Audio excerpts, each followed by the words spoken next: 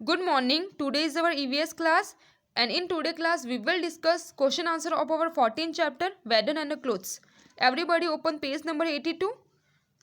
Now we are starting.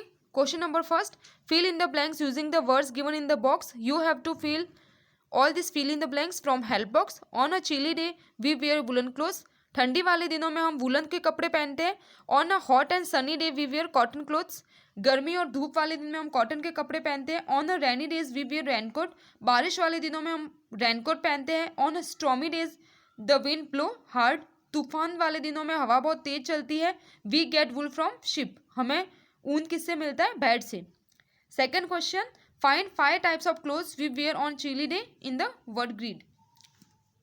So first spelling of leggings here. The spelling of leggings is here.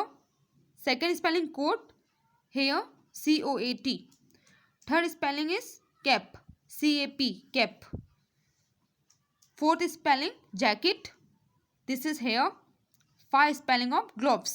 This is here, gloves. After that, let's write to on page number 83. Answer the question. Why do we wear clothes? हम कपड़े क्यों पहनते हैं? Because clothes help to cover our body. Second question. From where do we get cotton and wool? So we can write we get cotton from cotton plant and we get wool from sheep. हमें cotton के plant से मिलता है और वुल हमें bad से मिलता है.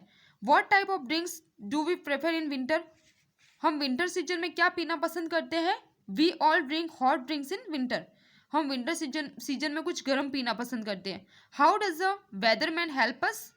The weatherman tell us about the weather. Weatherman हमें वेदर के बारे में बताकर हमारी हेल्प करता है. You have to fill first and second question in book only and you have to do this question in your EVS notebook. This will be your today homework. I will send the answers after this class. Now we are starting chapter number 15. Air and water on page number 85. Tick the object that can fly in the air. You have to tick right the object that can fly in the air जो हवा में उड़ सकते हैं. So you have to tick right this, cross this, butterfly, tick right and tick right. Write 2 more things that need air to fly. You have to write any 2 things जिसको ज़रूरत होती है एयर की उड़ने के लिए. So we can write birds and aeroplane. Let's read. We all need air and water. हम सबको ज़रूरत होती है हवा की और पानी की. Both air and water are important for man, plants and animal. हवा और पानी दोनों ही इम्पोर्टेंट होते हैं सब ह्यूमन के लिए, सब प्लांट्स के लिए और सब जानवरों के लिए. In this chapter we will learn about air, water and their uses. In this chapter हम क्या क्या सीखेंगे? एयर के बारे में, वाटर के बारे में, उनके क्या यूज़ है उनके बारे में हम इस चैप्टर में सीखेंगे. Air is all around us. We all breathe air. We can not see air but we can feel it when it moves. हमारे सब चारों ओर हवा होती है और हम जब ब्रीथिंग करते हैं, हम जब रेस्पिरेशन करते हैं तो हम एयर का यूज़ करते हैं. हम हवा को देख नहीं सकते लेकिन हम इसको फील कर सकते हैं जब ये चलती है. Van the air move slowly it's called the breeze. जब बहुत स्लोली हवा चलती है तो उसको क्या बोलते हैं? ब्रीज. मंद हवा जिसको बोलते हैं breeze. Turn your page 85 to 86. When the air move fast is called a wind. जब हवा फास्ट चलती है तो उसको विंड बोलते हैं. When is move very fast is called a storm. जब हवा बहुत ही ज़्यादा तेज चलती है तो उसको स्टॉर्म यानी कि तूफान बोलते हैं. Uses of air. Now you will learn about uses of air. क्या यूज़ है एयर के, क्या उपयोग है? Air is useful to us. Air हम सबके लिए बहुत यूजफुल है. We breathe air. हम रेस्पिरेशन करते हैं एयर से ही. We feel air in balloon and in the tyres of vehicle. हम बलून फैलाने के लिए भी एयर का यूज़ करते हैं और टायर्स जो व्हीकल के टायर होते हैं उनमें भी एयर भरा होता है. Air help to sail boat. It help bird and aeroplane to fly. Air also help cloth to dry.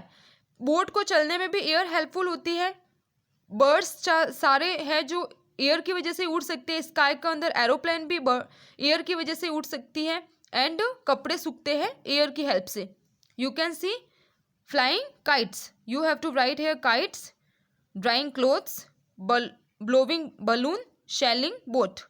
We need clean and fresh air to breathe. हमें ब्रीथिंग के लिए, हमें श्वसन करने के लिए एकदम फ्रेश एयर की ज़रूरत होती है. But some time air gets unclean, लेकिन कुछ टाइम एयर जो है वो अशुद्ध हो जाती है. Smoke from vehicle and factories make the air unclean. और इसको हमारी हवा, जो एयर एनवायरनमेंट में एयर है, उसको अशुद्ध कौन बनाता है? जो धुआं निकलता है व्हीकल से और फैक्ट्रियों से, वो करता है. The unclean air can cause many disease. Planting more and more trees can help to clean the air. जो अशुद्ध हवा होती है उससे बहुत सारी डिजीज यानी कि बीमारियां होती है. बहुत ज़्यादा से ज़्यादा अगर प्लांट लगाएंगे, हम पेड़ लगाएंगे तो उससे एयर जो है वो क्लीन रहता है, शुद्ध रहता है. Just checking points. Name any 2 uses of air. You have to write here any 2 uses of air. So we can write breathing and burning. किसी चीज़ को जलाने में भी एयर हेल्पफुल होती है और ब्रीथिंग यानी कि रेस्पिरेशन में. What is slowly moving air called? जब स्लोली हवा चलती है तो उसको क्या बोलते हैं? ब्रीज. क्या बोलते हैं? Breeze. What helps to sail boat? Boat को चलाने के लिए कौन हेल्पफुल होता है? Air. How can we keep the air clean? हम हवा को शुद्ध कैसे रख सकते हैं, एयर को?